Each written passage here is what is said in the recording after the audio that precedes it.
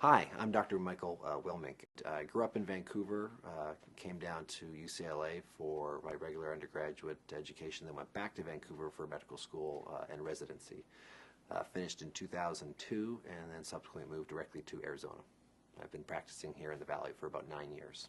I'm a Canadian Royal College certified orthopedic surgeon, and then in 2004 I became an American board certified orthopedic surgeon.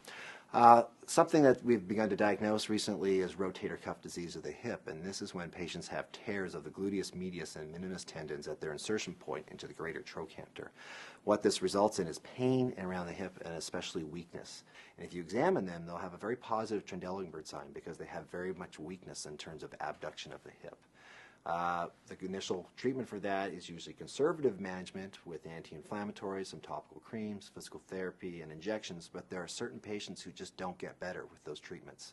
Those patients need to go on to have an MRI where we could diagnose these tears, and then management can then go on to be such things as injections or further therapy, or occasionally we'll treat these patients arthroscopically for debridement, or some patients actually require repair of the abductor muscles.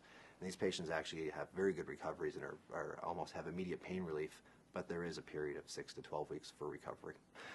Within the past 5 years, orthopedic surgeons have begun to do arthroscopy of the hip.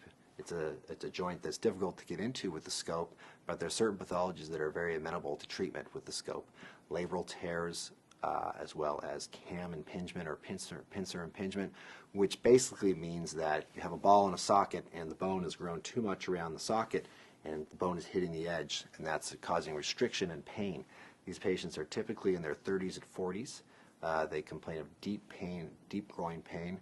These patients typically do quite well after these minimally invasive surgeries and get back to full function, and part of why we're treating this disease is to hopefully prevent arthritis in the long term.